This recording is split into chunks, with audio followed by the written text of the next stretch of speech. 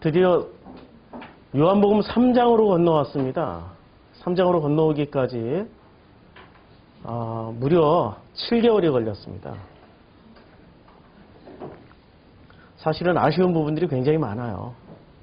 이렇게 건너오기까지 더 깊이, 더 세심하게 살펴봐야 될 말씀들이 굉장히 많은데 이렇게 건너뛸 수밖에 없었던 이유는 2년으로 약정을 했기 때문에, 그래야 또 창세기를 들어갈 수 있기 때문에 이렇게 건너왔습니다. 이 말씀을 준비하는 과정 가운데 저도 참으로 많이 건너가고 있습니다. 저희 프로시쿠마의 메시지를 되돌아보니까 우리 프로시쿠마의 메시지가 굉장히 많이 건너왔더라고요. 2014년도 개척할 당시에 우리 프로시쿠마의 메시지가 이런 상태였죠. 율법을 까면 된다. 율법이 모든 것의 중범죄자다. 그래서 2014년도부터 2016년도 6월까지, 그러니까 여기가 제가 여행 기간까지 다 포함해서 요때 주력 상품이 율법이었습니다. 율법만 없어지면은, 율법만 까면, 율법을 넘어서서 율법을 완성시키면 우리가 바로 구원이 되고 신앙의 어떤 모범이 될 수 있지 않을까라고 생각을 했었습니다. 그런데 요 사이에 굉장한 일이 벌어졌습니다. 2015년부터 2016년 6월까지 여행을 하게 됐어요. 여행을 하면서 새로운 것을 또 깨달았습니다. 이건 고난 속에 깨닫게 되는 거죠. 하나님은 참으로 놀랍게 편안한 가운데 저를 깨닫게 하시지 않으시고 고난 가운데 꼭 저를 계속 건너가게 해주십니다. 그래서 고난이 유익하다는 말씀을 깊이 체험했던 시기가 2015년부터 2016년 6월까지입니다. 이 기간에는 율법에서 건너갔습니다. 종교로. 그래서 율법을 까듯이 종교를 까면, 그리고 종교를 온전하게 복원시키면 건너갈 수 있다라고 생각을 했었습니다. 그런데 종교만 가지고도 충분하지 않더라고요. 또 건너가게 된 거죠. 2018년도 지금 현재까지 종교에서 어디로 건너가게 해주셨냐면은 바로 관념. 이 관념이라는 말이 굉장히 광범위한 말인데, 자기 이데올로기, 자기 로고스를 포함한 말이 관념입니다. 결국에는 이 관념을 넘어서야 종교를 넘어서고 율법을 넘어서게 되는 거구나. 관념 안에 종교 들어있고 율법 들어있는 겁니다. 관념이라는 것에 대한 실체를 모르고서 오늘 말씀을 이해하려면 굉장히 어려운 말씀들이 많이 나옵니다. 자, 3장 6절에 보면 육으로 난 것은 육이요, 영으로 난 것은 영이다 라고 말씀하고 있습니다. 도대체 육이 뭐고 영이 뭔지를 우리는 어떻게 배웠죠? 어떻게 알 수 있죠? 육이 뭡니까? 육은 우리 몸뚱아리. 영은 우리의 영혼. 이런 식의 이분법으로 배워오셨죠? 그건 이원론이에요. 우리가 서구신학을 배워온 지 몇 년쯤 됐습니까? 서구신학 배운 지.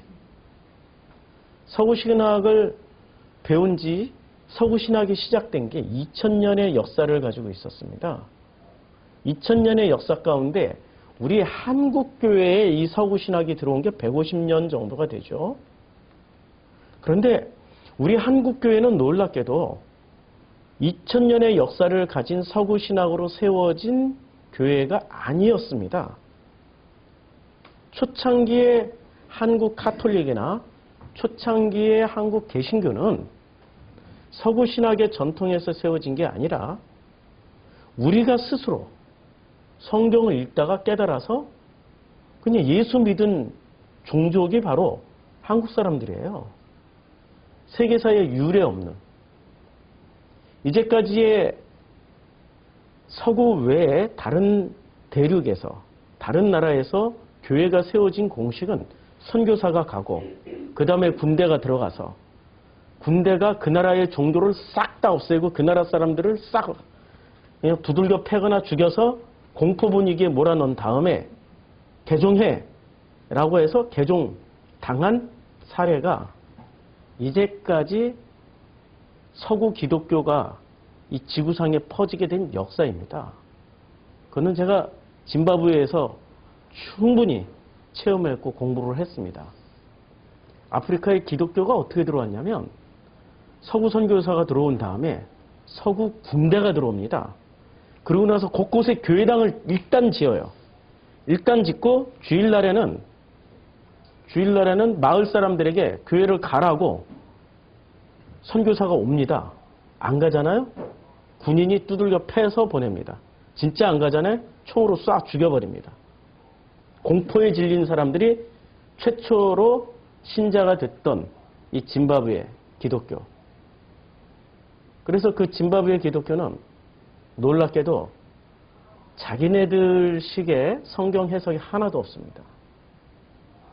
전부 다 서구 기독교의 해석 안에서만 머물러 있습니다. 백인과 흑인이 같을 수가 없잖아요. 번역만 해보면 알 수 있죠. 번역은 아로 번역할 것인지 으로 번역할 것인지 중간 형태 어로 번역할 것인지에 따라서 번역자의 마음으로 번역할 수 있어요. 근데 번역한 내용을 읽는 독자들은 굉장히 차이가 많이 난다라는 거. 성경은 흑인의 눈으로 읽을 수도 있고 백인의 눈으로도 읽을 수 있고 아시안의 눈으로도 읽을 수 있는 게 성경입니다. 이 성경이 우리들에게 전달되어졌어요. 그래서 우리는 성경부터 읽었습니다. 선교사가 세운 교단이 아닌 우리 지구상에, 아니 한국교회에서, 한국교회 역사상 선교사가 세우지 않고 자생적으로 선교사에 의해서가 아니라 스스로 한국 사람들에 의해서 만들어진 교단이 있습니다.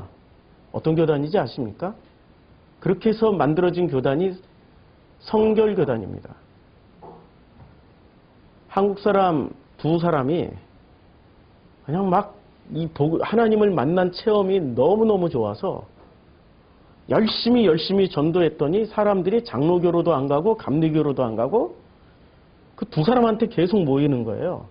이 두 분은 초창기에 감리교로 가라고 장로교로 가라고 당신들 다니던 교회로 다니라고 여긴 교회가 아니고 그냥 복음 전하는 장소라고.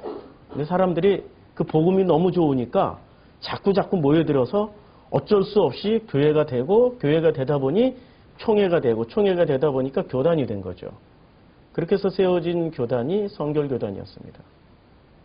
그래서 성결교단이 신학이라는 게 존재하지를 않아요. 구호만 있지. 신유, 중생, 성결, 재림. 이 구호만 있었어요. 그런데 이 구호만 가지고도 그냥 교단이 되더라고요. 교회가 이루어지고요. 놀랍게도 항상 이 배운 것들이 문제입니다. 예. 우리 성결교단의 최고의 그 트러블 메이커가 한 분 계십니다. 예. 그분이 결국에는 우리 성결교단이 신약이 없으니까 웨슬레로 신학을 세우자. 그분이 왜냐면 그 미국에서 웨슬레를 전공했거든. 웨슬레로 박사학위를 받았거든. 결국 우리는 신학이 없었던, 성결교단에 신학이 없었는데 웨슬레 신학으로 다시 세팅을 해버렸어요. 참으로 좋은 기회를, 우리의 신학을 할 수 있는 좋은 기회를 놓쳐버린 거죠. 그걸 뭐라고 그러죠? 서구 신에게 기대거나 강력한 힘에 기대서 살아가는 그런 사람들을 사대주의라고 그러죠. 결국에는 사대주의 신학을 벗어나지 못했습니다. 왜 서구 신학을 벗어나야 될까요? 한번 질문을 던져보자고요. 왜 서구 신학을 벗어나야 될까요? 우리는 수많은 질문을 던질 수 있는데 그 질문의 핵심은 이거죠. 우린 수많은 질문을 던지는데 왜 서구 신학은 안 되냐? 서구 신학으로 세팅되어진 이 한국교회 지금 현재 모습을 한번 보자고요. 한국교회가 온전한 모습입니까? 아니잖아요. 사건, 사고, 뭐 온갖 이 더러운 소문에 지금은 또 오히려 세상 사람들이 교회를 걱정해주는 시대가 들어왔어요. 교회가 세상을 걱정해주는 게 아니라 세상의 사람들이 교회를 걱정해줘요. 야, 세습하면 안 되는 거지 않냐? 뭐 이러면서. 교회가 비자금 만들어 놓고 그 비자금을 유용하면 그거 안 되는 거 아니냐? 교회가 세금도 안 낸다고? 이제 세금 좀 내야 되지 않냐? 세상이 교회를 향해서 손가락질합니다. 뭐 그 안에 있는 수많은 스토리들이 있잖아요. 목회자들의 성적 타락.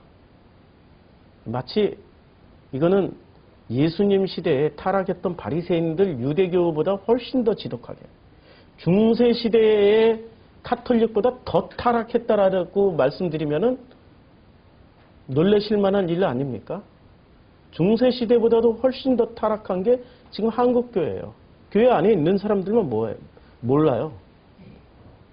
그래서 알바트 게랄드라는 사람이 이런 얘기를 했어요. 우리 단톡방에 올라온 글인데 더 이상 의심할 것이 없을 때까지 의심해라. 더 이상 의심할 것이 없을 때까지 의심해라. 의심은 생각이고 생각이 곧 인생이다. 의심을 품지 못하게 하는 체제는 생각을 마비시키는 장치이다. 더 이상 의심할 것이 없을 때까지 의심해야 되는 게 이게 모든 학문의 기본 출발입니다. 학문의 기본 출발인데 신학이라는 학문은 신학도 학문이잖아요. 그렇죠? 신학도 학문이면 학문은 뭐를 해야 됩니까? 학문을 하기 위해서는 의심을 해야 되죠. 무엇을 의심하라는 거죠? 두 가지를 의심해야 됩니다. 신학의 학문으로서 자리를 매기려면 신학은 학문이란 말이 사이언스잖아요. 학명으로는 사이언스예요. 이 학문이라는 말 자체가. 학문이라는 말 자체가 사이언스입니다. 이 사이언스가 무엇에 대한 사이언스죠? 하나님 신에 대한 사이언스예요. 모든 과학은 의심으로부터 출발하는 겁니다. 정말 이게 맞을까? 이게 왜 이렇게 될까? 끊임없이 질문을 던지는 게 학문의 첫걸음이에요. 근데 신학은 거꾸로 질문을 던지고 시작하는 학문이 아니라 뭐부터 시작하라고 그러죠? 믿음부터 가지라고 그러죠. 믿음. 그래서 믿음부터 가지는 이 신학이야말로 위대한 학문이라고 말을 하는데 어거지죠. 그래서 교회에 들어오고 교회에서 서구 신학을 통해서 세팅이 된 한국교회는 한국교회 신자들에게 의심하는 법을 가르치지 않고 믿는 법부터 가르쳐줍니다. 어렸을 때는 믿음이 통용이 돼요. 근데 20살이 돼서부터는 통용이 안 된다니까요.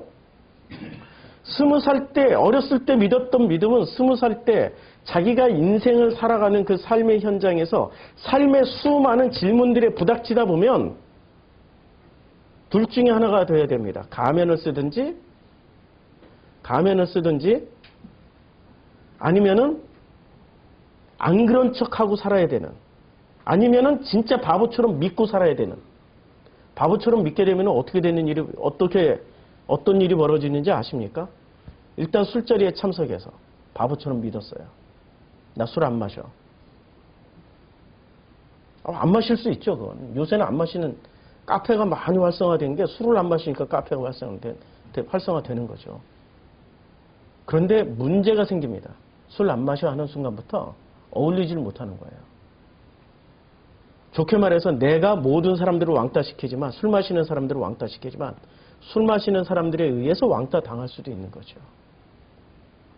우리 세대는 그랬어요. 지금 세대는 아니에요. 우리 세대는 그랬단 말이에요. 이러한 문제부터 시작해서 어울려야 될 때 어울리지 못하고 자꾸 외톨이가 됩니다. 그러다 보면 남는 친구들은 누구만 남아요? 교회 친구들만 남아요. 교회 친구만 남은 사람들이 사회에서 성공하기란 쉬운 일이 아닙니다. 어떻게 성공할 수 있죠?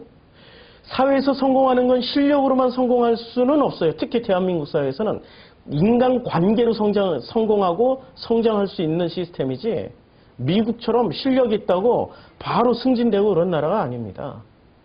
인간관계를 맺질 못하는데. 그럼 인간관계는 전부 어디서 형성돼요? 교회 안에서만. 그럼 교회 안에서만 형성이 되니 교회 안에 조직이 어떻게 됩니까? 더욱더 끈끈해지죠. 밀어주고 땡겨주고. 그래서 대형교회가 해체가 안 되는 겁니다. 왜 명성상회가 해체가 안 되냐면 명성상회, 무슨 순복음상회는 왜 해체가 안 되냐면 거기에 장로, 거기에 권사는 이미 그 대형교회에서 벌려놓은 수많은 사업들에 다 내부적으로 연관이 다 되어 있습니다. 떠날 수 없는 구조가 되어 있어요. 거기서 밥을 먹고 사는데 그 교회에서 벌려놓은 수많은 사업들. 일단 순복음교회에서 헌금을 주일 헌금이 쫙 거치면 몇 억이 나와요. 몇십억이 나와요. 몇십억이. 그것을 교회 금고에다 넣어놓겠습니까? 은행 금고에다 넣어놓겠습니까? 그렇죠? 은행 금고에다 넣어놔야 되죠. 그러면 한 주에 몇 억, 몇십억이 들어오는데 은행에서 그 유치를 하기 위한 굉장히 치열한 전쟁이 벌어지죠. 치열한 전쟁이 벌어지는데 그럼 은행장은, 그 지점장들은 그 교회 안 다니면서 우리가 유치하겠습니다 하면 해줄까요? 아니죠. 그 교회 신자 중에 은행원이 있어요. 그러면 몰아주는 거죠. 그럼 은행원은 자기 때문에 몰아주니 승진을 하게 되고 승진을 하다 보면 지점장 되고 지점장 하다 보니 계속해서 성과가 올라가고 이게 이제까지 지난 시간 동안에 한국교회에서 벌어졌던 시스템이었어요. 떠날 수가 없는 거죠. 그래서 명성상회, 순복음상회라고 세상 사람들이 이름을 붙여놓은 거죠. 교회가 서구신학으로 믿음부터 세팅이 되니까 의심부터 세팅된 게 아니라 믿음부터 세팅되니까 이런 말도 다 믿어버려요. 교회에 다녀야 구원받는다. 교회 이꼴 구원이 됐어요. 교회 이꼴 구원. 맞아요? 안 맞죠? 교회 다니면 무조건 구원받는다고 지금 우리는 그렇게 알고 있었단 말이에요. 그렇게 배웠단 말이에요. 그러니 교회 다녀야 돼. 자녀들 교회 안 다니면 막 죽을 지경이 되잖아요. 구원 못 받을까 봐. 일단 교회를 다녀야 구원의 조건이 완성된다고 생각을 하고 있는 거죠. 교회 다녀야 구원받는 거 맞나요? 아니죠. 뭔가 비틀린 거죠. 예수 믿어야 구원받는 거죠. 그렇잖아요? 그런데 우리는 너무나도 놀랍게 교회를 다녀야 구원받는다. 그리고 교회 다녀야 된다고 또 꼭 우리 교회 다녀야 된다고 누가 얘기를 하죠? 목사들이 얘기를 하는 거죠. 자기네 교회에만 구원이 있다고. 맞나요? 또 특별하게 어떤 메시지를 전하는 어떤 목사들이 있어요. 무슨 원어 성경 하거나 아니면 특별하게 자기네들 무슨 특허 받은 것처럼 다 영주주의부터 내려왔던 메시지들인데 마치 자기네 교회만 다녀야 구원받는 것처럼 우리 교회는 그런 얘기 안 해요. 우리는 목표가 구원이 아니고요. 하나님과의 관계 회복입니다. 제가 설교 초반에 율법에서 종교로 건너갔고 종교에서 지금 관념으로 건너갔어요. 이제 관념에서 또 어디로 건너갈지 모르는 거예요. 그리고 확정된 답이 없어요. 목회자는 중매장이어야지 하나님을 만나게 해주고 하나님을 소개해주는 중매장이어야지 목회자가 선생님이 되어서 정답을 주면은 그런 교회는 굉장히 위험할 수 있다는 거예요. 한국교회 지난 150년 역사 가운데 정답을 줬던 교회, 제일 많이 줬던 교회부터 타락했다는 거 아십니까? 정답을 2000년 동안 주었던 서구교회 얼마나 타락했는지 아십니까? 그 타락의 끝자락이 중세시대에 카톨릭으로 다 드러났단 말이에요. 종교개혁까지 일으켰단 말이에요. 종교개혁까지 일으켰는데도 그 타락의 진행을 막을 수가 없는 거죠. 뭐가 타락한 거예요? 신학이 타락한 거죠. 오늘 서론이 길었는데 요한복음 요한복음 3장 들어가면서 우리가 알아야 될 게 있습니다. 자, 요한복음 1장과 2장, 3장, 4장, 5장까지 요한복음 전체는 하나의 스토리로 꿰어져 있다는 놀라운 사실이었습니다. 제가 요한복음 매주 읽고 설교 준비를 하는 거 아시죠? 우리 성도님들도 매주 읽기로 하셨는데 매주 읽으신 분들 있습니까? 예, 읽으신 분들이 있으면은 하나님께 감사드리시고요. 안 읽고 계시는 분들이 있으면은 읽을 수 있도록 다시 한번 분발을 좀 해주시길 바랍니다. 요한복음을 읽으면 읽을수록 요한복음은 하나의 거대한 스토리로 이루어져 있습니다. 그 맥락이 놀랍도록 관통이 되어 있어요. 1장에서는 로고스가 나오고 2장에서는 세례 요한이 나오죠. 세례 요한이 나오는데 로고스는 새로운 것을 이 구질서에 대해서 새로운 질서를 말씀드리고자 하는 게 로고스예요. 그러니까 구질서 대 새로운 질서의 이 대립구도가 요한복음 1장에 나옵니다. 근데 요한복음 2장에서는 물과 성전 척결, 물 포도주 사건이, 물로 포도주 되는 사건이 나오고 성전 척결 사건이 나와요. 그러면 세수를 세부대에 담으라라고 말씀하셨단 말이에요. 마가복음 2장에서. 그럼 포도주는 세술 세부대, 헌옷을, 생배 조각을 헌옷에 대고 기워 입지 않는다. 이런 말씀이 요한복음 2장에 나오는 게 그 누구에 대한 말씀이죠? 세례 요한에 대한 말씀이었단 말이에요. 세례 요한에 대한 말씀이었는데 결국에는 물과 포도주 사건은 무엇을 말씀하고 있냐면은 물이 포도주로 바뀌는 사건은 새로운 것에 대한 새로운 질서에 대한 말씀입니다. 그러니까 1장에서 하나의 흐름은 지금 두 가지의 흐름이 흐르고 있어요. 1장에서는 로고스로 새로운 질서가 들어왔고 이 로고스의 새로운 질서가 좀 더 구체적으로 물과 포도주로 지금 표현된 거예요.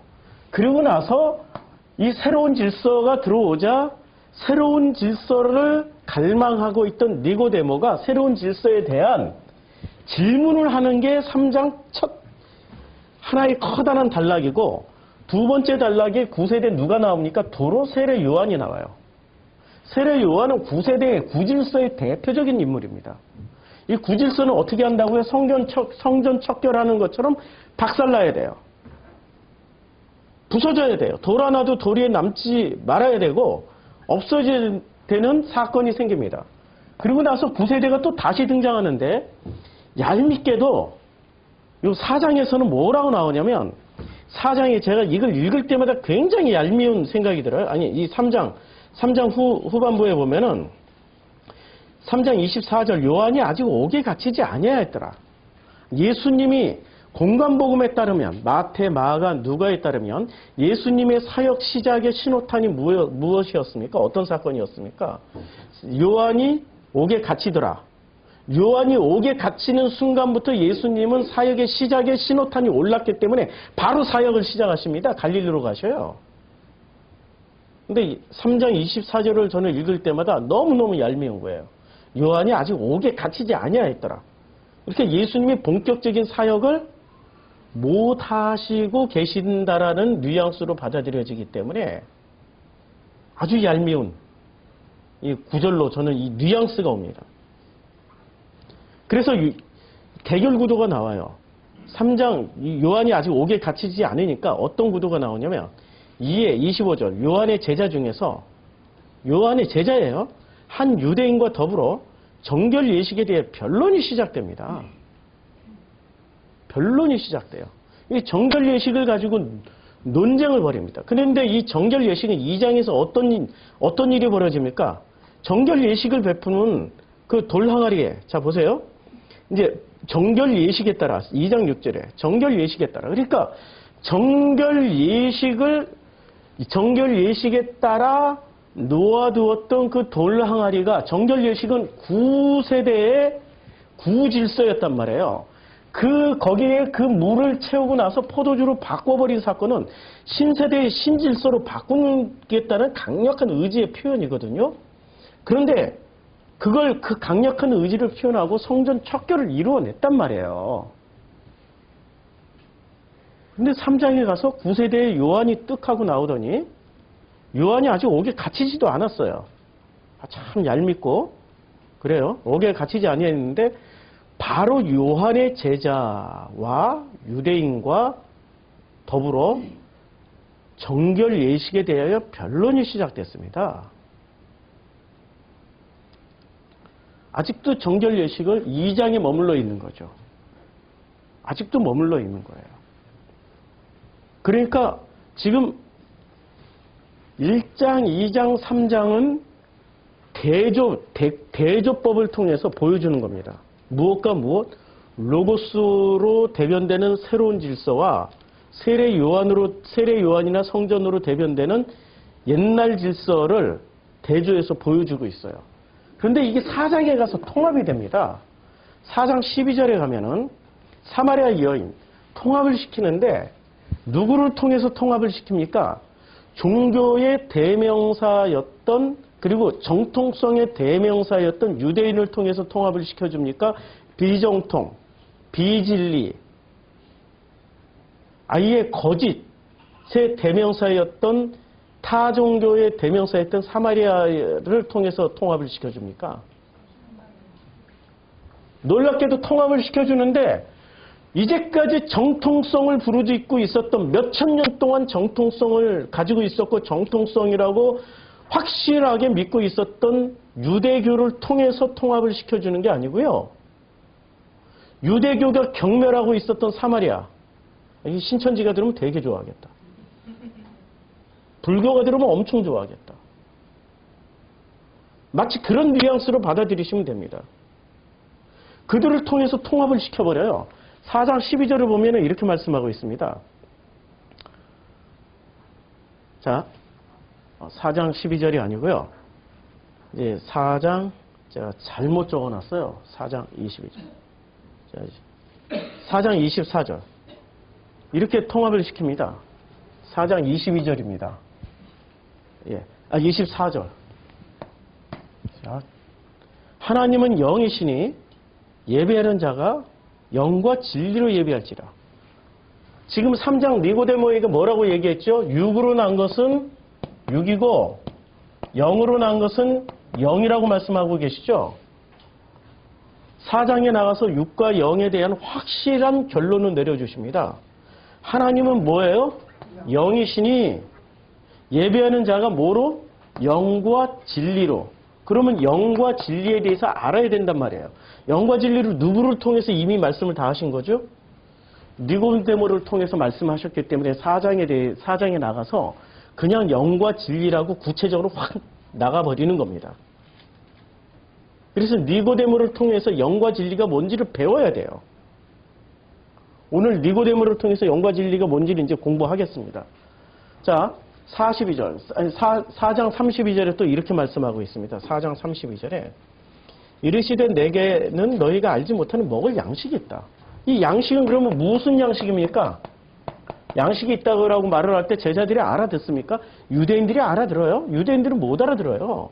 그런데 사마리아 여인이 그 양식을 홀라당 받아 먹어버립니다. 제가 갈증이 영원히 목마르지 않는 물을 주소서 이러면서 그 물을 홀라당 받아 먹어버려요. 그러고 나서 그는 깨닫죠. 야, 메시아가 왔다고. 메시아를 전하러 다닙니다. 그러면 이 양식은 어떤 양식이에요? 영이 먹는 양식이고 진리의 양식이라는 뜻이죠. 지금 1장부터 4장까지는 이 구조로 계속해서 달려나갑니다.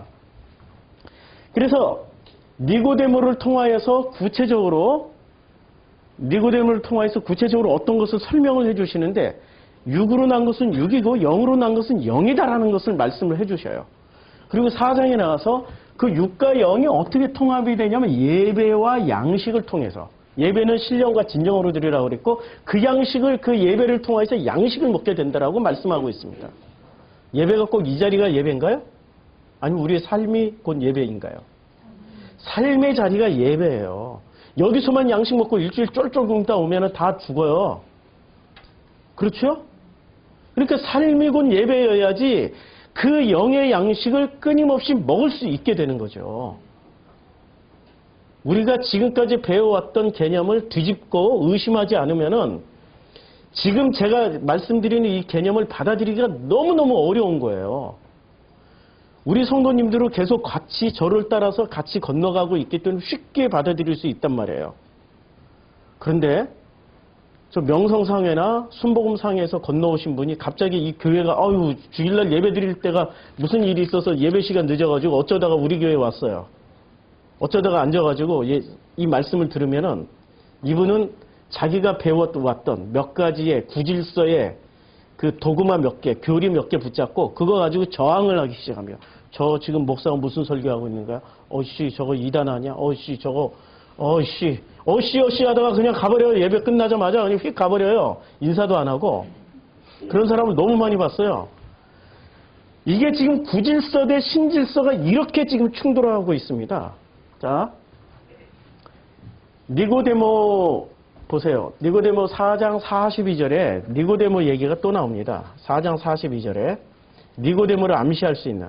자, 그 여자가 말하되 이제 우리가 믿는 것은 내 말로 인함이 아니니 이는 우리가 친히 듣고 그가 참으로 세상에 지금 예수를 지금 믿는 이유는 뭐죠? 여자가 예수를 받아들이고 믿는 이유는 뭐죠?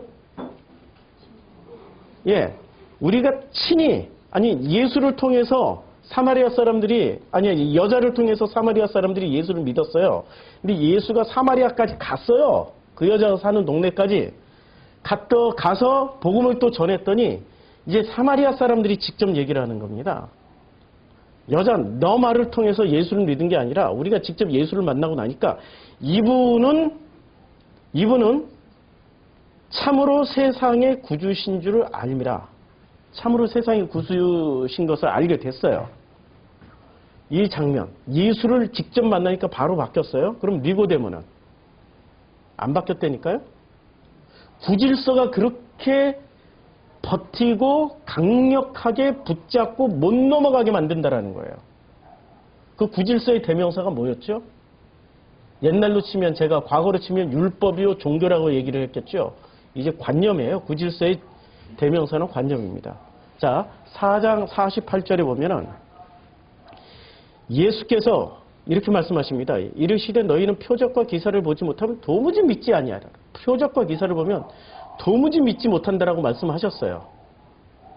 이게 누구에게 해당되는 얘기냐면, 자, 니고데모가 3장에 보면 니고데모가 예수를 찾아갑니다.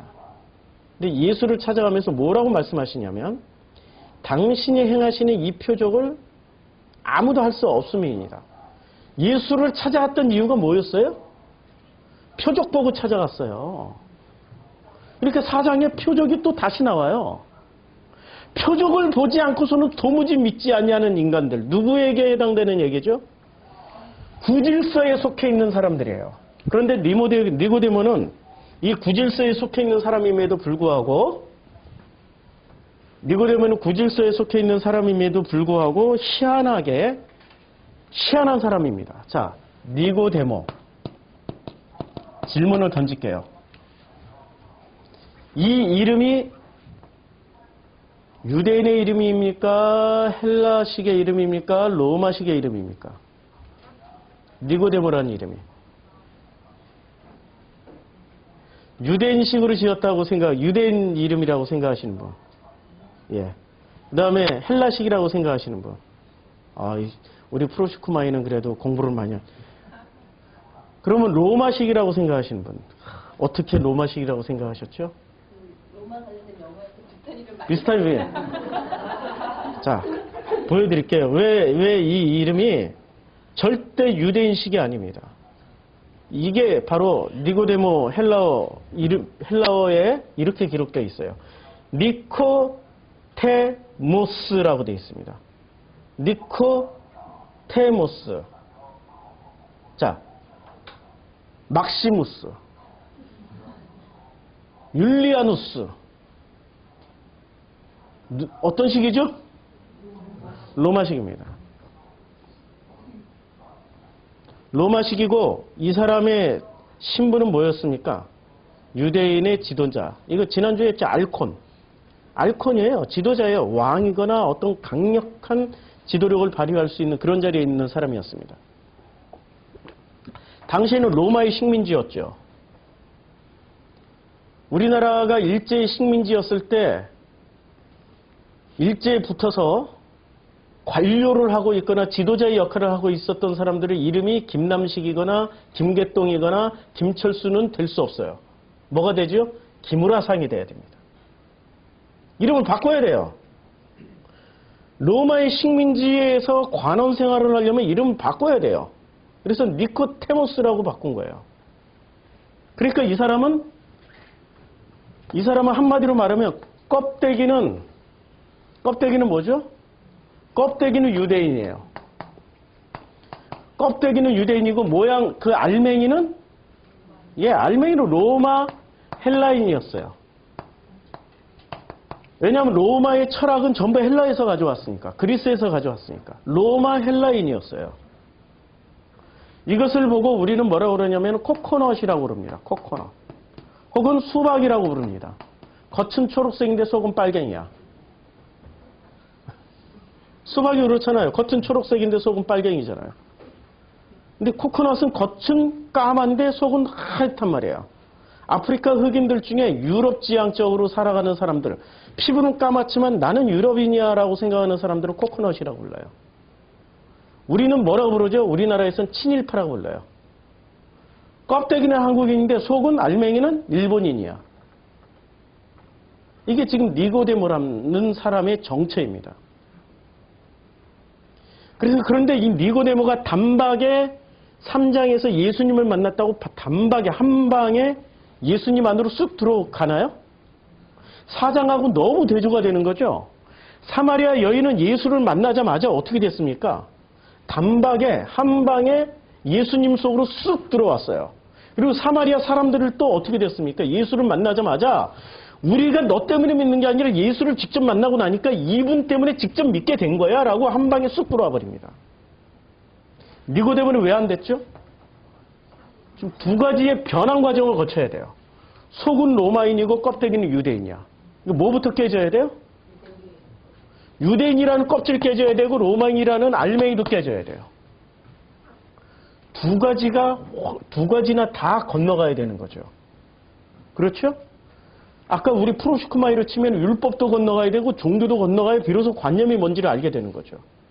아직도 율법 하나 붙잡고 그냥 그거 팔아먹고 있는 이 무식한 종들이 있어요. 무식한 종들. 아직도 율법 막 교회 성전만 까매는 되는 줄 알고 종교만 까고 있고 건너가시라니까.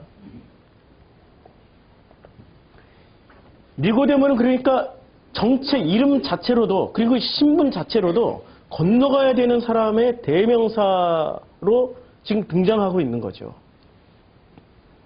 근데 이 사람이 또 예수를 찾아왔던 이유는 아주 심플해요. 행하시는 표적 때문에. 그러니까 유대인과 니고데모 로마 헬라의 가장 결정적인 누군가를 믿고자 할 때 가장 결정적인 믿게 되는 동기부여가 뭐가 된다는 얘기죠? 표적. 후진 사회일수록, 후진 믿음일수록 기적과 표적을 구해요. 영등포 일대가 정말 후졌나 봐. 이재록 있지? 성락교회 있지? 아니, 여기 이적과 표적이 일어나는 저 오류동에, 온수동에 다 구로동 영등포, 거기에 또 무슨 석전 있지? 기적과 표적이 일어나는 평강교회 있지? 다 모여있어, 지금 이 구로동에. 프로슈크마이는 표적 안 보여줍니다. 성장할 수 있을런지 모르겠는데 우리는 성장에 관심이 없으니까. 지금 안팎으로 껍데기는 유대인이요 속 알맹이는 로마인이라는 것은 굉장한 부조화예요. 갈등이란 말입니다. 이 갈등 있는 사람들의 특징이 뭐냐면 확실한 표적을 구하는 거예요. 표적을 구하는 거야, 표적. 그래서 유대인들을 향해서 주님이 끊임없이 얘기를 하는 게 있어요. 너희들이 표적을 보고 나를 따라왔느냐? 표적, 이 고라시나 이 벳세다야. 이러면서 이 표적을 구하는 것들에 대한 저주와 한탄을 끊임없이 퍼부었어요. 그런데 놀랍게도 진짜 표적을 언제 보여주는 줄 아세요? 진짜 표적을 언제 보여주십니까? 2장에서는 물과 포도주로 표적을 보여주시죠? 그러면은 니고데모에게 표적을 깎고 4장의 표적을 깎지만 진짜 표적을 또 언제 보여주세요? 4장의 왕의 신하. 왕의 신하의 아들이 열병이 나서 죽었는지 살았는지 모를 상황이었단 말이에요. 예수가 어떻게 말씀하십니까? 왕의 신하에게 내 아들이 나았어. 내 아들이 살아났다고. 그걸로 또 다시 표적을 확인해 주세요. 2장에서 표적을 보여주고 4장에서 왕의 신하에게 표적을 보여주십니다. 근데 표적을 전부 누구에게 보여주세요? 일단 4장에서는 전부 이방인 얘기예요. 2장에서 물과 포도주를 보여줬더니 연회장이 깨닫습니까? 아니 연회장 자체가 바뀌냐고요. 연회장 안 바뀌죠? 지금으로 치면 당회장께서 안 바뀌시죠? 당회장이니까. 연회장 발음도 비슷하잖아. 안 바뀌잖아. 이 회장님들은 절대 안 바뀌잖아. 그런데 누가 바뀌어요? 4장에 넘어와서 아주 심플한 표적을 보여줘도 사람들은 다 바뀌어요. 심지어는 4장 초반부에 사마리아 사람들에게는 표적이라는 일절을 안 보여줍니다. 뭐를 보여주세요? 말씀만 증거하시는데도 이들이 바뀌어요. 왕의 신하는 이미 바뀌어서 왔어. 이미 바뀌어서 왔다니까. 표적 보고 믿은 게 아니라 이미 바뀌어서 왔고 표적이 있기 때문에 그냥 기뻐했을 뿐이에요. 그 표적이 일어날 걸 기대하고 믿고 왔기 때문에. 그렇죠? 5장에 가니까 5장에 지금 이게 니고데모 얘기를 왜 이렇게 5장까지 확대해서 하냐면 니고데모로 인해서 파생되어지는 일들이 예배가 뭔지 양식이 뭔지 진짜 표적이 뭔지를 니고데모를 통해서 설명을 다 해주려고 지금 니고데모를 3장 초반부에 살짝 끌어낸 거예요. 전면에 이렇게 다 등장시켜버린 거죠. 5장 29절에 가면은 이런 내용이 나옵니다. 5장 29절에 선한 일을 행하는 자는 생명의 부활로 악한 일을 행하는 자는 심판의 부활로 나온다고 그랬어요. 와, 제가 수수께끼 던질게요. 예수 믿는 사람만 부활을 하죠? 예수 믿는 사람들만 부활을 하는 거죠? 예수 안 믿으면 부활 못 하죠? 왜 이렇게 대답을 못 하세요? 여기 나오잖아요. 예수 믿든 안 믿든 다 부활한다고 지금 말씀하고 있단 말이에요. 성경에서는. 선한 일을 하면은 생명의 부활로, 악한 일을 하면은 심판의 부활로 부활을 해요. 좌우지간 부활을 해. 좌우지간. 이 말은 좌우지간 누구든지 지들이 원하는 대로 간다는 얘기예요. 자기네들이 소원하고 꿈꾸고 생각하는 대로 사후세계는 그걸로 부활을 한다라고요. 성경을 꼼꼼하게 읽기만 하더라도 우리 기독교가 가지고 있는 그 놀라운 쓸데없는 권위, 이 근거도 없는 권위는 다 내려질 수 있어요. 우리는 근거 없는 교회에 가야 구원받는다라고 얘기를 한단 말이에요. 아니, 교회 이꼴 구원으로. 교회 이꼴 구원이 아니고요. 예수 이꼴 구원이고요. 예수 믿어야 부활한다고 아니고 예수 안 믿어도 부활을 해요. 이게 지금 선이 뭐고 그러면 악이 뭐냐? 선을 해야 생명의 부활로 가고 악을 행하면 심판 부활로 간다. 이거 벌써 1장, 2장, 3장, 4장을 공부하면 답이 얼추 나오죠? 선은 뭐죠? 선은 구질서를 과감하게 벗어나서 새로운 질서로 들어가는 게 그게 선이에요.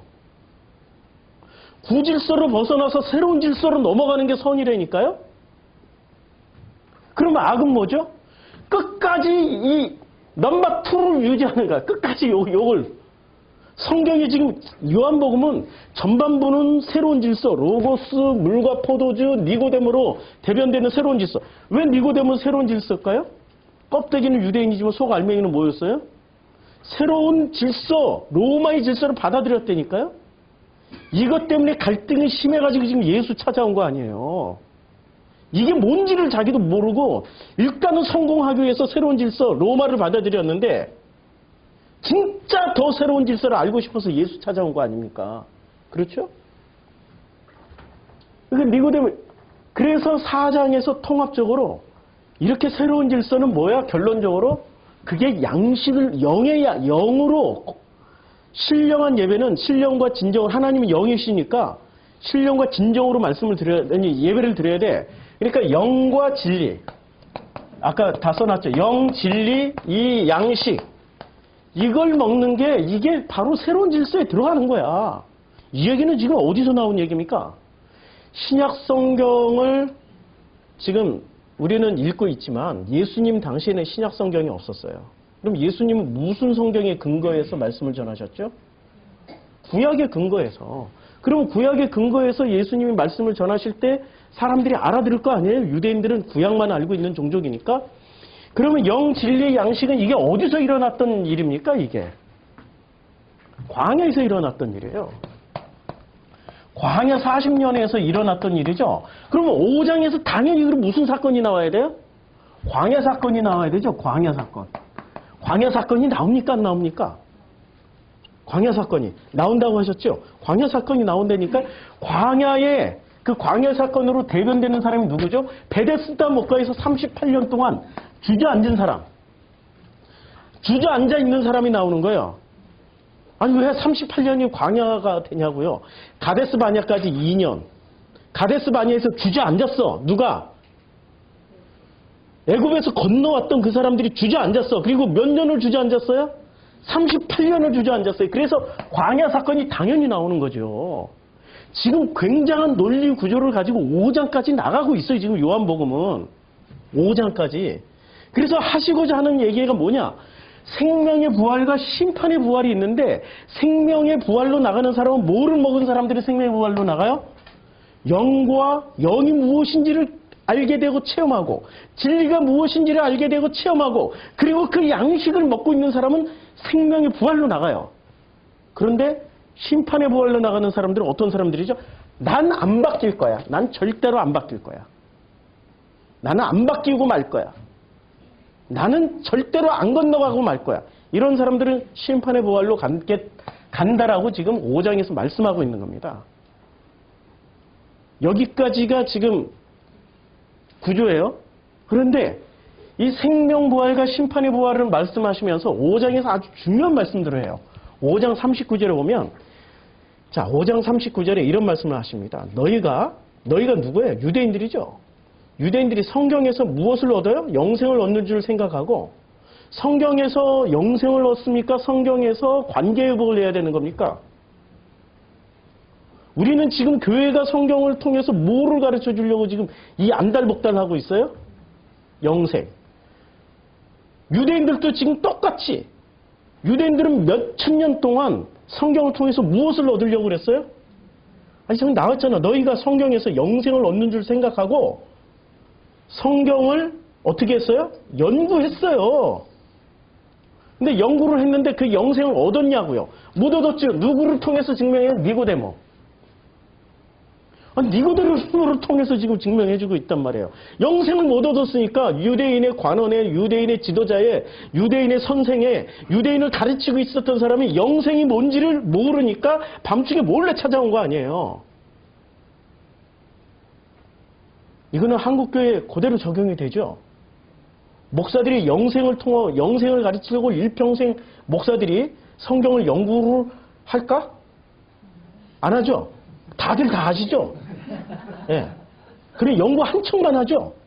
성경 연구는 안 하고 주석 연구만 하죠, 주석. 주석서 베끼고, 예화집 베끼고. 성경을 연구를 해도 할까 말까 하는 지금 성경 말씀대로라면 할까 말까, 알까 모를까. 그 정도 상황인데 주석서나 베끼고 남의 거나 베껴가지고 자 성경에 영생을 얻는 줄 생각하고 성경을 연구한다라는 얘기는 일평생 유대인들은 성경을 읽는 목적이 뭐였어요? 영생 얻기 위해서 구원받기 위해서 성경을 읽었어요. 그런데 주님은 이미 그 전에 말씀하셨다니까 29절에 39절에 말씀 나오기 전에 야 영생 다 있어. 생명의 부활로도 영생하고 심판의 부활로도 영생해. 영생을 다 한다니까 좌우지가 맞는 말이죠. 그러면 영생에 대해서 너희들은 관심을 갖는 게 아니라 무엇에 대해서 관심을 가지라고 말씀하고 있을까요? 자, 이렇게 말씀하고 있습니다. 하나님이 42절 하나님을 사랑하는 것이 너희 속에 없음을 알았도다. 하나님을, 영생을 구원받고자 하는 사람들 속에는 하나님을 사랑하고자 하는 마음이 있습니까? 구원받고자 하는 마음이 더 큽니까? 그게 함정이라니까요. 예수님이 정확하게 지금 1장부터 5장까지 쉼없이 요한복음을 통해서 보여주는 예수님 쉼없이 뭔가를 하나를 향해서 달려가고 있는데 그 하나가 뭐죠? 니네들이 잘못 짚었어. 뭘 잘못 짚었어? 영생을 얻으려고 했던 게 잘못 짚은 거야. 영생이 아니라 사랑을 찾았어야 돼.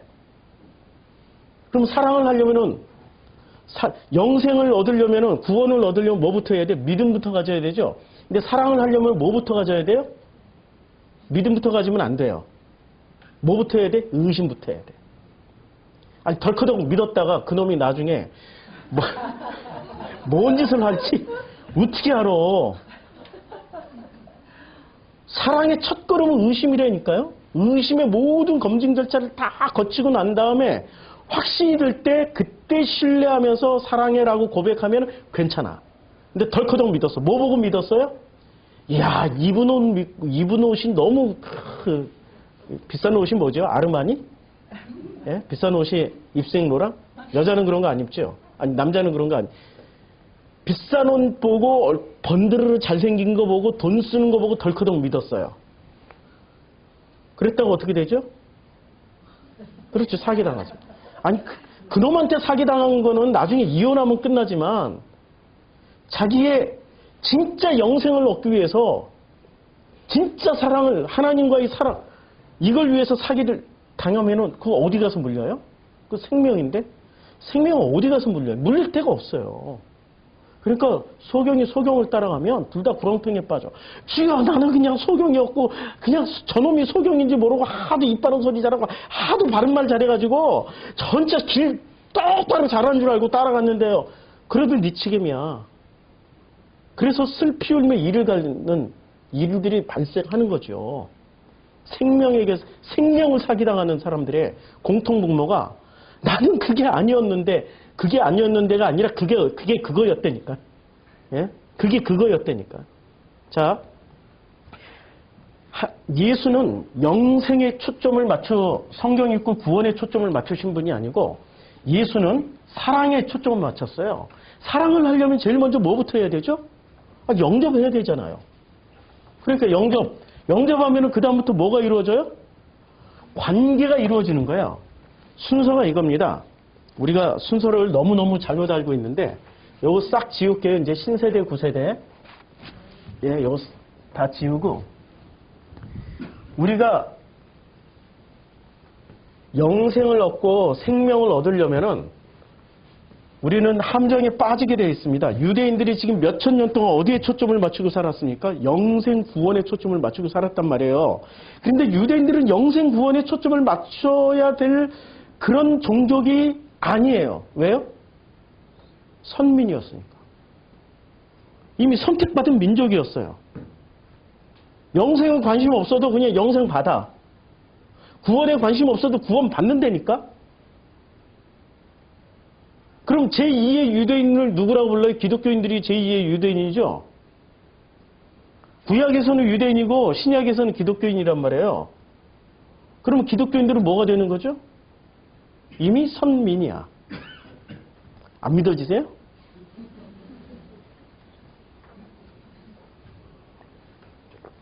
제가 하는 말이 너무 생소하죠? 네. 이제까지 노예로 살던 그 습성을 벗어나서 자유인으로 살려고 하다 보니까 이게 뭔가가 막 충돌이 일어나고 그러죠. 무엇과 충돌이 일어나죠? 우리가 배워먹은 것들. 우리가 이제까지 살면서 배웠던 것들. 이제까지 교회에서 배웠던 것. 목사님에게 배웠던 것. 이게 계속 충돌이 일어나잖아요. 우리의 관심은 구원이 아니고요. 선민이니까 어디에 관심을 둬야 돼요? 예수가 말했잖아요. 사랑에 관심을 둬야죠. 사랑. 사랑에 초점을 맞춰야 되는 거죠. 그럼 사랑하려면 제일 먼저 수많은 검증 절차를 거쳐야 되는 거예요. 검증 절차. 아니, 그놈이 믿을 만한 놈인지 아닌지를 검증 절차를 거치고 나면은 그 다음에 영접을 하게 되죠. 영접하게 되면서부터 이때부터 관계라는 게 하루아침에 영접했다고 하루아침에 좋아집니까? 아니, 결혼했다고 하루아침에 행복해지냐고요. 수많은 우여곡절을 올라갔다 내려갔다 올라갔다 내려갔다 뭐 이러면서 살게 되면서 신뢰가 더 깊이 쌓이고 더 형성이 되는 거죠. 이 검증 절차의 최고 중요한 게 뭐죠? 외모에 속지 말고 중심을 보자. 이거죠? 중심을 보자. 이게 지금 누구의 말씀입니까? 외모에 속지 말고 중심을 보자. 이 말씀이 누구의 말씀이냐고요? 예? 하나님의 말씀이시죠? 자, 사무엘상 16장에 보면은 이 말씀이 나옵니다. 사무엘상 16장에 주님이 이렇게 말씀하세요. 자, 주님이 이제 이세의 아들 중에 엘리압을 보고 막 세우려고 그랬을 때 주님이 뭐라고 말씀하십니까? 16장 7절에 주님이 이렇게 내가 보는 것은 사람과 같이 아니하니 사람은 외모를 보거니와 나 여호와는 중심을 보느니라. 그렇죠? 중심을 봐야 되는데 아니 우리 기독교인들이 결혼시키려고 보면 제일 먼저 뭐부터 봐요? 사람의 중심을 봅니까? 외모부터 봅니까? 외모부터 보죠. 기독교인인지 아닌지 그거부터 보죠. 교회 다니는지 아닌지. 이게 중심이에요? 외모예요? 외모죠. 교회만 다니면 전부 다 구원, 이 공식이 이게 통용되고 있다니까. 교회 이꼴 구원이라는 공식이 통용되니까 교회만 다니면 무조건 구원받을 자. 그리고 이걸 하나 더 나갔어. 3박자 축복, 4박자 축복하는 데서는 이걸 축복으로 이미 결론을 내렸고 교회에 다니면은 구원받고 축복받는다. 그래서 교회에 다니는지 안 다니니까 최고의 우선 조건이잖아요. 맞죠? 외모를 봅니까? 중심을 봅니까? 외모부터 보기 시작하는 거죠. 이런 식으로 따지면 지금 몇 날 며칠 특강해야 돼요. 외모를 무엇이 외모인지 오늘은 패스. 오늘은 패스하고 우리는 놀랍게도 검증 절차를 제대로 배워본 적이 없어요. 뭐부터 검증을 해야 되는 거죠? 중심을 봐야 되는데 이 중심을 도대체 어떻게 들여다볼 수 있는 거지? 중심이? 그리고 그때마다 성령께서 가르쳐 주신다? 그런 신비주의는 위험해요. 자, 성전이 있습니다. 이게 성전이에요. 다 보이시죠? 성전을 왜 허물어뜨려야 되나요? 성전을 허물어뜨려야 되는 이유. 성전을 박살내야 되는 이유. 이게 외모예요. 외모의 대표예요. 성전이 외모의 대표예요. 자, 수수께끼 낼게요. 성전은 불구하고 성막조차도 없었던 아브라함, 이삭, 야곱은 구원받았죠. 근데 성막부터 성전을 가졌던 그 시기부터 구원받을 자들이 적어진 거죠. 필터링이 되기 시작하는 거죠. 성막 시대까지는 그래도 괜찮았는데 성전 시대부터는 어떻게 됐죠? 솔로몬 때 성전 지었죠. 솔로몬부터 시작해서 바벨론에 패망하기 전까지 하나님의 마음에 들었던 왕은 몇 명이나 있었어요? 2명. 누구? 누구는 시스기야하고 또 누구? 예? 시스기야하고 요시야. 예. 제가 기억이 안 나서 물어봤어요. 요시야 이름이 갑자기 생각이. 시스기야, 아니 세상에 솔로몬부터 시작해가지고 나중에 시스기야까지 가는데 딱 2명밖에 없어요. 시스기야하고 요시야하고. 야, 시스기야는 나중에 10년 연장하는 바람에 얘는 또 꽝. 요시야는 그런 일을 반복 안 하기 위해서 20살에 확 데려가 버려, 하나님. 20살에 확 데려가 버렸어요. 시스기야처럼 더 오래 살다가 또 이상한 짓거리 할 것 같아서 주님이 요시야는 20살에 확 데려가 버리십니다. 세상에 성전이 생기고 나서 구원받을 확률, 하나님의 마음에 들을 확률이 높아지는 게 아니라 어떻게 돼요? 거꾸로 점점 낮아지고 축소가 돼요. 아이러니죠? 우린 성전이 있으면 더 신앙생활 잘하고 더 잘 믿고 더 주님과 동행할 것처럼 여겨지잖아요. 야, 그러니까 성전이 어떤 역할을 하는 거예요? 오히려 구원을 방해하는 역할을 해준 거예요. 그럼 왜 구원을 방해했을까요? 성전을 중심으로 해서 대표적으로 살았던 사람이 누구였죠? 요한복음에 보면 성전을 중심으로 해서 대표적으로 살았던 사람이 니고데모였어요. 유대인의 관원, 지난주에 제가 설명했잖아요. 관원이 되려면은 산헤드린 공의원이 돼야 되고, 산헤드린 공의원은 무엇을 가지고 먹고 살았어요? 성전세를 가지고 먹고 살았고, 성전세를 통해서 통치를 하고 있었단 말이에요. 이거는 로마가 건드릴 수 없는 돈이에요. 유대인의 세금이 두 가지가 있었어요. 이게 나가다 보니까 주여, 유대인의 세금이 두 가지가 있었는데, 세금 두 가지가, 하나는 세리를 통해서 걷는 세금이 있고요. 하나는 성전을 통해서 걷는 성전세가 있습니다. 세리를 통해서 걷는 세금은 전량 어디로 들어가요? 로마로 들어가고, 성전세, 이 성전 세금은, 성전세를 통해서 들어간 돈은 로마로 들어가요? 아니, 산헤드린으로 다 들어가요. 그러니까 산헤드린이 굉장한 파워를 가지는 거예요. 로마로 들어가는 돈보다 산헤드린으로 들어가는 돈이 훨씬은 아니지만 그래도 많았어. 왜냐면 여기로 들어가는 돈은, 여기는 인구수가 유대에 살고 있는 인구에게만 걷어야 되잖아요. 근데 성전세는 전 지구적으로 흩어져 있는 20살 이상의 유대 남성들은 다 내야 되는 돈이었어요. 엄청난 돈이야. 이게 세금만 냈나? 소도 팔지, 양도 팔지, 환전도 하지. 그 수수료 차익이 조 단위였다니까요. 전부 다 합치면 조 단위였고, 로마에 걷는 세금은 유대 안에 살고 있는 사람들만 내야 돼요. 근데 부자들이 유대 안에 부자가 많았을까요? 아니면은 유대 밖에 부자들이 많았을까요? 유대 밖에. 그러니까 여기가 훨씬 더 많이 고치지. 그리고 이 사람들이 갔다 오면은 돈을 엄청 쓸 거 아니에요. 6월절 갔다 오면은 먹고 자야 되잖아. 전부 돈을 어디서 써요? 예루살렘에서. 갈릴리에서는 돈 한 푼도 안 써. 예루살렘에서만 다 써. 이렇게 사람들이 전부 다 어디 가야 먹고 살아요? 갈릴리는 아니고 예루살렘에 가야 먹고 산단 말이에요. 그러니까 예루살렘에 가면은 먹고 살 수 있고, 예루살렘에 가면은 거기는 또 뭐를 보장해줘요? 중도심도 보장해줘요. 제가 한때는 강남 양재동에서 살았어요. 말죽거리 시절에.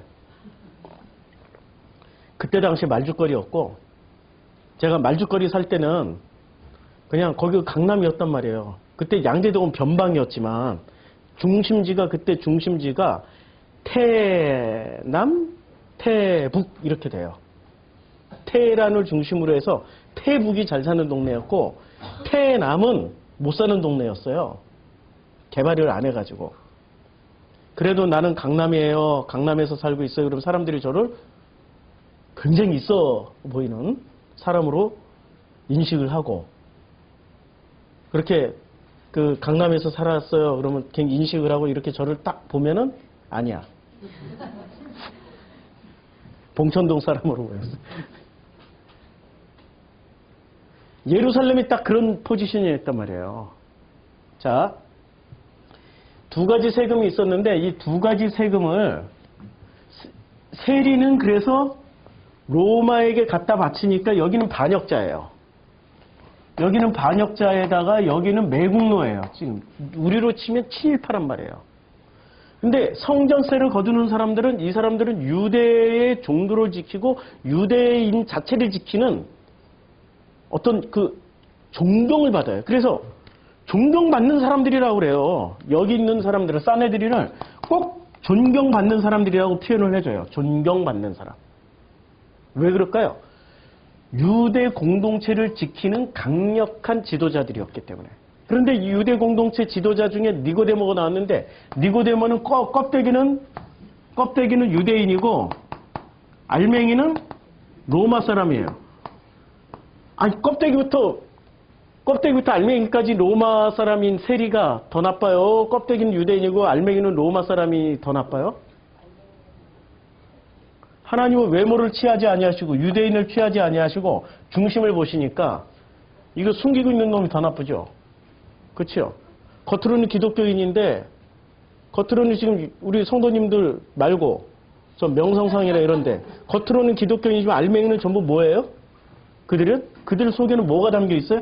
로마 대신에 뭐가 담겨 있습니까? 예? 욕심이 담겨 있다니까. 구원받을 욕심, 축복받을 욕심이 담겨 있는 게 욕심이 잉태한 지 죄를 낳고 욕심이 잉태가 됐잖아요. 죄를 낳고 죄가 장성한 지 뭐가 돼요? 사망을 낳아서 요한복음에 보면 심판의 부활로 가는 거예요. 심판의 부활. 이게 바로 심판의 부활로 나가게 되는 지름길이 되는 거죠. 그래서 주님은 나는 외모를 취하는 여호와가 아니고 중심을 취하는 여호와야.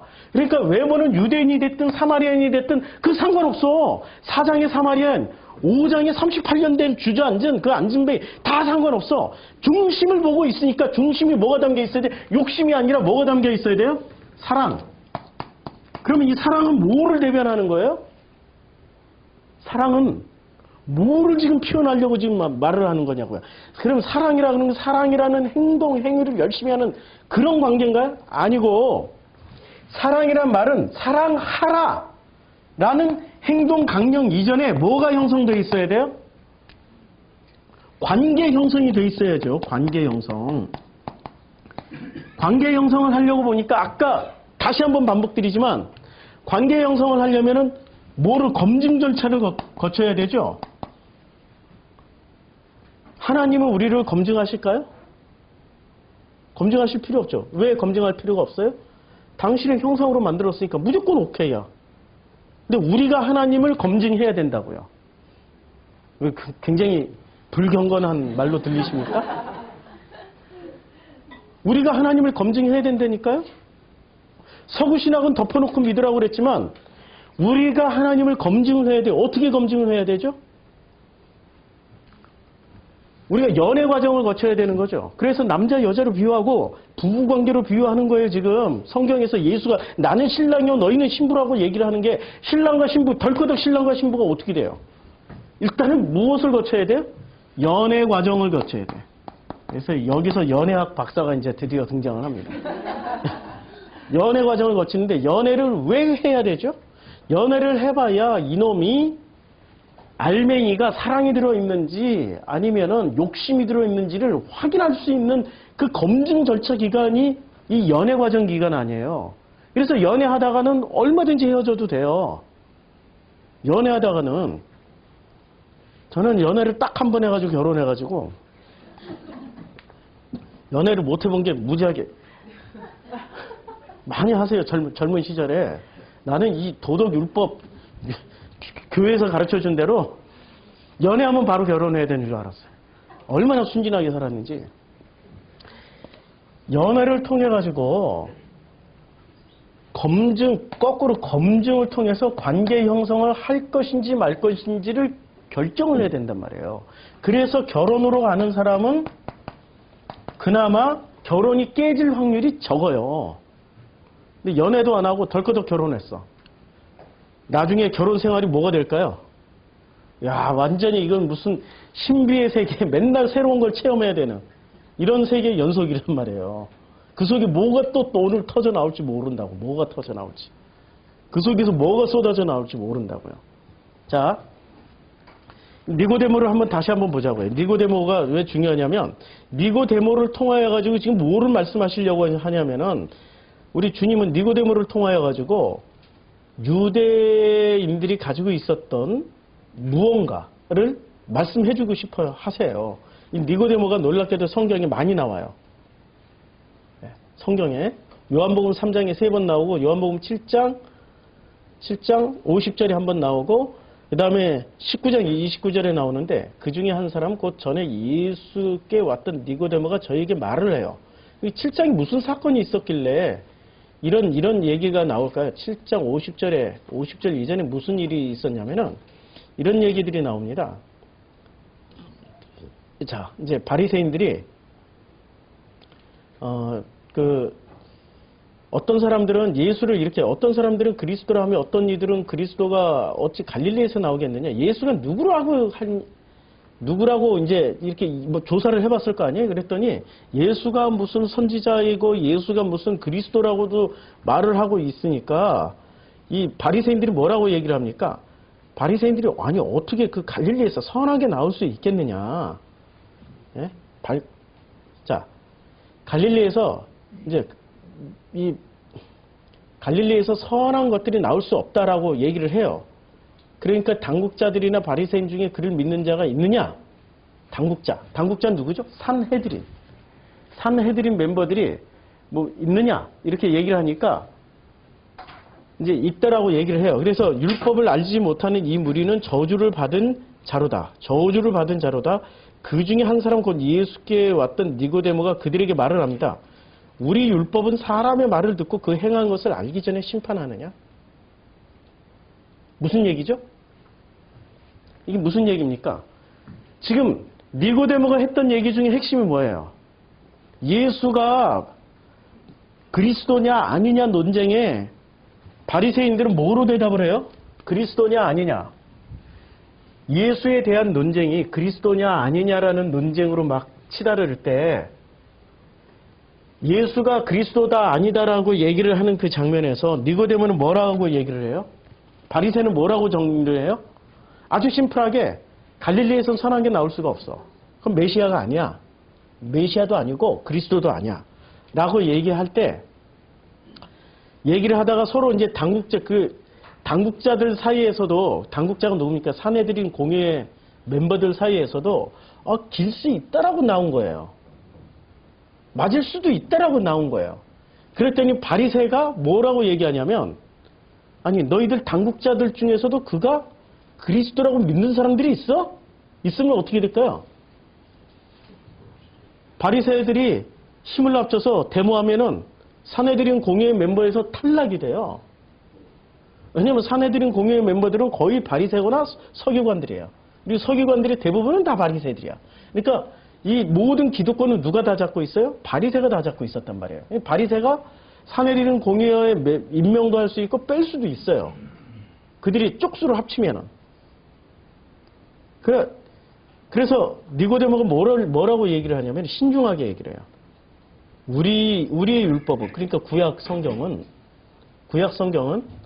사람의 말을 듣고 그 행한 것을 알기 전에 심판하느냐? 그러니까 율법의 가장 큰 기능은 뭐죠? 율법은? 율법의 가장 큰 기능은 심판인데 언제 심판을 해요? 행위가 있을 때.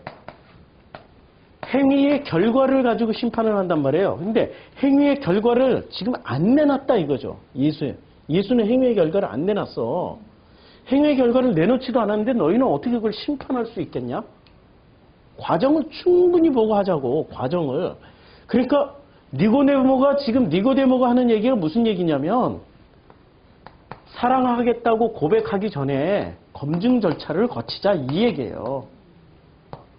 검증 절차를 거치자. 니고데모가 7장쯤 오니까 뭔가 살짝 깨달은 듯한 느낌이 나는 거죠. 그렇죠. 살짝 깨달았어요. 그래서 그들이 누구예요? 52절 그들이 바리새인들이에요. 너도 갈릴리에서 왔느냐? 찾아보라. 갈릴리에서 선지자가 나타나지 못한다. 그러니까 니고데모도 뭐로 몰아붙이는 거예요? 너 갈릴리 총구석 출신 아니냐? 근데 니고데모는 놀랍도록 튼튼한 사람이에요. 예? 이름도 니고데모야. 니고테모스야 그냥. 로마식 이름이야. 확실해. 로마가 밀어주는 사람이라 그런 건 전혀 흔들리고 까딱 없어. 그런 건 안 흔들려. 자, 그래서 니고데모가 19장에 또 등장합니다. 19장 39절에 이렇게 등장을 해요. 일찍 예수께 밤에 나왔던 니고데모도 몰약과 치명 섞은 것을 100근쯤 가지고 와요. 뭐하러요?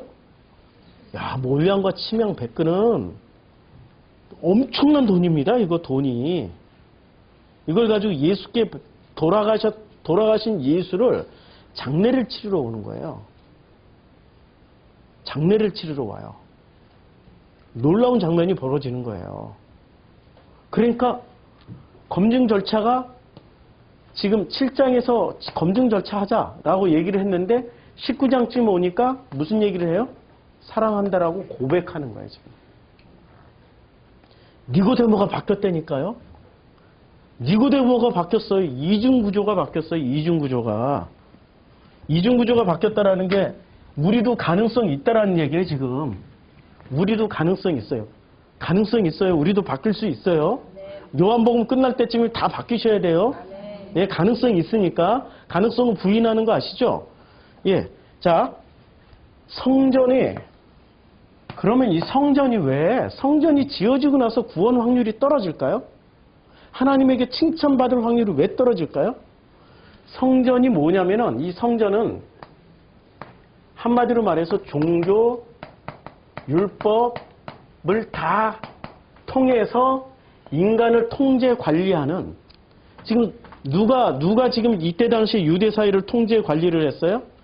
성전을 중심으로 한 산헤드린이 관리를 했단 말이에요. 그러면 이 산헤드린이 관리하는 이 사람들을 이건 관념의 집합체예요. 성전은 관념의 집합체예요. 보이는 것으로만 판단할 수밖에 없게 만드는 관념의 집합체예요. 관념이 벗겨져야 뭐를 봐요? 중심을 본다니까. 관념이 깨져야 비로소 성전 안에 있는 이 중심, 성전 안에는 무엇이 있어요? 성전의 핵심이 뭐예요? 지성소. 지성소의 핵심은 뭐예요? 등잔대예요? 등대예요? 불꽃이에요? 뭐예요? 아니고 법궤예요. 법궤. 그러니까 성전의 핵심은 지성소고 지성소의 핵심은 법궤예요. 법궤에 뭐가 있어요? 아론의 쌍난 지팡이, 만나, 십계명. 그런데 이 법궤는 언제 사라져요?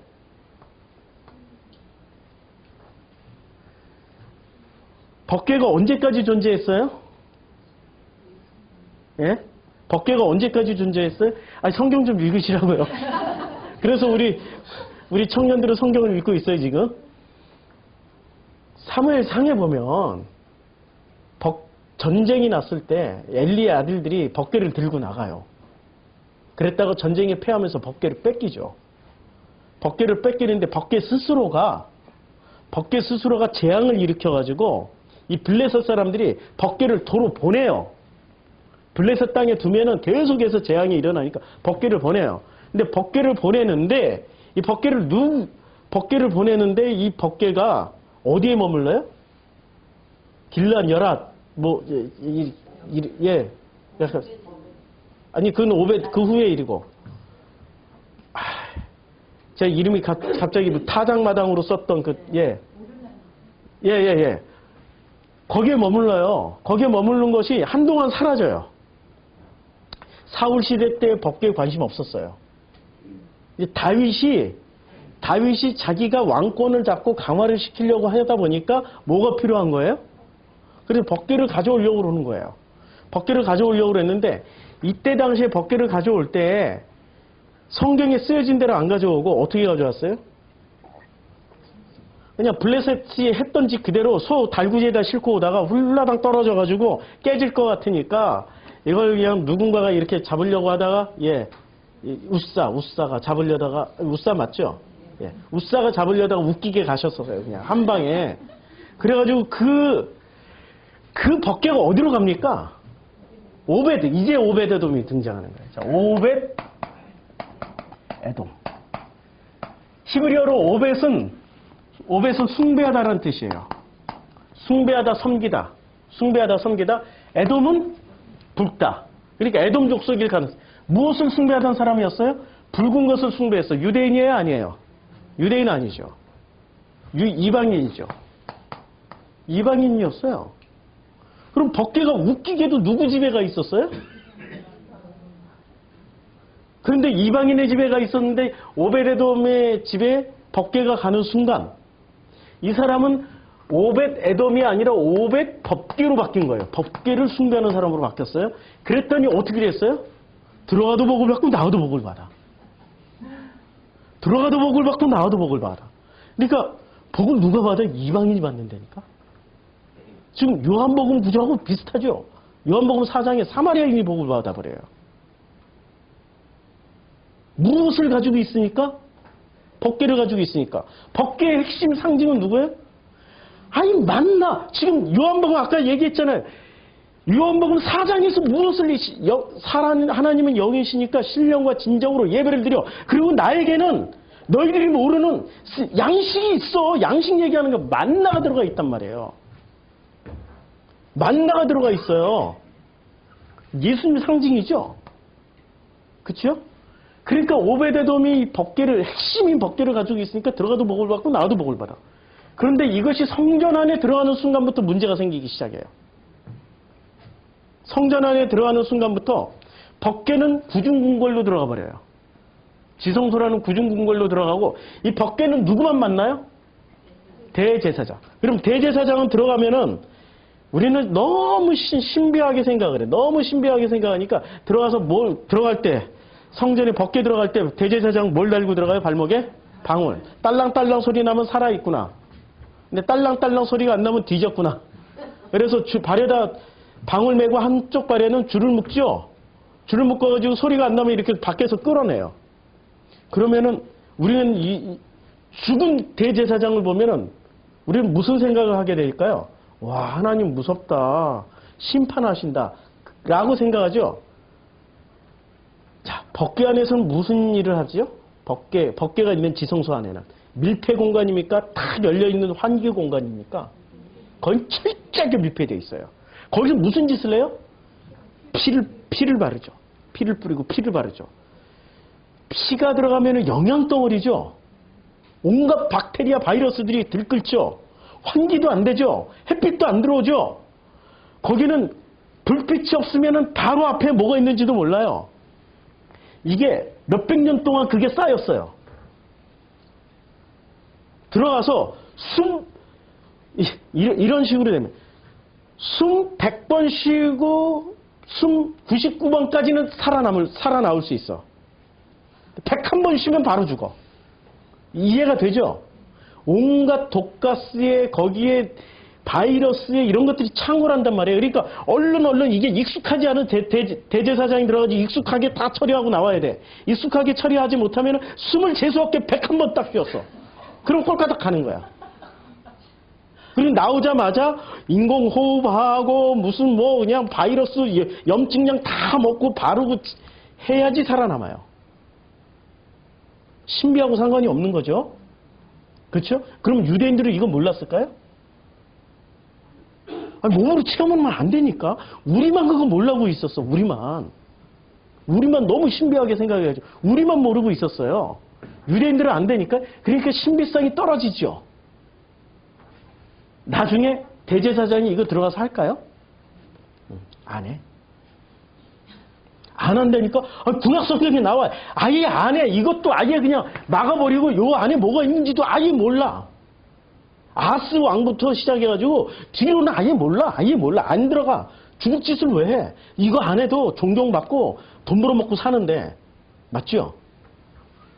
그러니까 보이는 성전으로 지어놨을 때는 사람들이 요 성전을 통해서 무엇을 갖냐면은 종교성과 율법을 통합시켜가지고 일종의 관념으로 이걸 대하기 시작하는 게 진심으로 대하는 게 아니에요. 진심으로 대하는 거는 누가 진심으로 대하냐? 오벳에돔까지. 여기까지는 진심으로 대했어요. 그러니까 우리들에게 지금 2장에서 3장으로 넘어오는 사이에 무슨 사건이 있어야 되는 거예요? 성전 척결 사건이 있어야 돼요. 무엇을 척결하겠다고요? 요런 성전을 척결하고 그리고 보이지 않는 성전을 넣겠다는데 보이지 않는 성전은 우리가 전부 뭐가 되는 거예요? 오벳에돔이 돼서 그 성전을 우리 안에 넣어주시겠다는 말씀이에요. 이것을 지금 니고데모한테 이러한 철학적인 역사적인 배경을 가지고 얘기를 하면은 니고데모가 알아들을까요? 못 알아듣죠.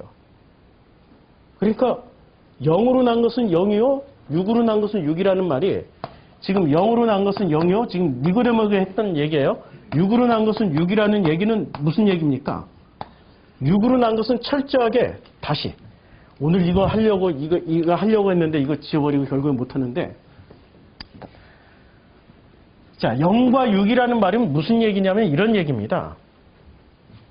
우리 사람은 있잖아요. 사람은 두 가지 구조로 되어 있습니다. 이렇게 요거는 껍데기예요. 껍데기가 외모, 알맹이가 중심. 중심에는 뭐가 있어야 돼요? 우리가 이제까지 법궤가 있어야 돼요. 근데 법궤의 상징은 누구죠? 예수 그리스도예요. 예수 그리스도가 있어야 되는 거죠. 근데 예수 그리스도가 있어야 되는데 예수 그리스도가 있으면 이 중심에 예수 그리스도가 있으면 무엇을 하기 시작해요? 하나님을 사랑하기 시작해. 이거 관계 회복이 되는 거예요. 관계 회복이 돼서 하나님을 사랑하게 돼요. 이게 지금 예수님이 요한복음 1장에서 5장까지 우리들에게 보여주시는 핵심 메시지예요. 사랑하라고. 사랑하는 관계가 되라고. 그런데 이 껍데기가 외모가 이제 중요해요. 외모가 종교인일 경우에는 사랑을 안 넣어놓고 뭐를 넣나요? 중심에 뭐가 있어요? 중심에 뭐가 있냐고요? 지금 예? 예, 욕심이 있는데 이 욕심의 파생어가 뭐죠? 구원, 영생, 구원. 이 종교적 메시지들로 가득 차 있단 말이에요. 요 상태에서 외모는 아무리 훌륭해도 이건 훌륭한 외모 아니에요. 그렇죠? 이거 외모가 후진 거야. 한마디로 하나님 보시기에 후진 거야. 사람들이 보면은 이런 외모를 가진 사람들은 어떻게 보여요? 굉장히 거룩하게 보여요. 저하고 많이 달라요. 저하고 완전 달라요.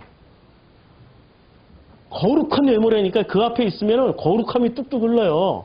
저는 처음에 우리 교회 날마다 안 나오기로 이렇게 결심하시는 우리 전영선 성도님 외모 보고 목사님인 줄 알았어요.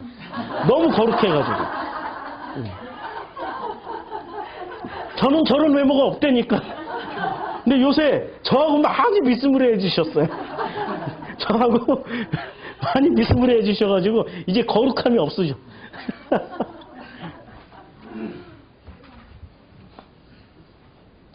지금 이걸 얘기하는 이게 바로 관념이에요. 이걸 가지고 성경을 읽으면 성경은 전부 뭐로 보여요? 자기 욕심 채우는 거로 보인다는 거죠. 예수는 지금 1장부터 5장까지 이거 얘기하는 거예요, 지금. 무엇이 너희 속에 담겨 있어? 근데 그 무엇이 뭐냐 이거야. 이것이 0이면은 0으로 너희들이 거듭나는 거고 이것이 6이면 너희들은 끝까지 6이야. 이 속의 알맹이가 하나님의 선이라면은 생명의 부활로 나가고 이게 욕심이라면은 구원받을 욕심이라면 이게 심판의 부활로 나가는 거야. 와, 이제 이 설교 나가면은 우리 종교 목사님들 엄청 저를 두드러 패시겠다. 외모만 종교이신 분들. 그렇죠? 이거는 지금 요한복음의 혁명적인 메시지예요. 뒤집어 엎어버리는 거예요. 유대교를 뒤집어 엎었던 예수처럼 지금 종교화된 기독교를 뒤집어 엎어버리는 메시지를 요한복음에 다 담아놨던 거예요. 이제 요한복음을 통해서 이 땅에 무엇을 던져야 되죠? 중심을 던져줘야 돼요. 하나님의 양식을 던져줘야 돼요. 그 일을 누가 하십니까? 아버지가 하세요. 누구를 통해서? 당신의 자녀들을 통해서. 어떻게 하실지는 저도 몰라요. 저는 전하는 자고 일은 하나님이 하십니다. 그날이 오기를 기대합니다. 기도하겠습니다. 아버지 하나님, 참 모든 과정들이 놀랍도록 그 신비로운 표적들로 이루어져 있는데 우리의 눈이 욕심에 가득 차가지고 그것을 바르게 보지 못합니다. 이제 우리의 눈을 뜨게 해주시고 우리의 마음을 열어서 우리 속에 있는 이 관념이 다 무너지고 아버지와의 관계 회복으로만 온전해질 수 있도록 축복하여 주시옵소서. 예수님의 이름으로 기도드렸습니다. 아멘.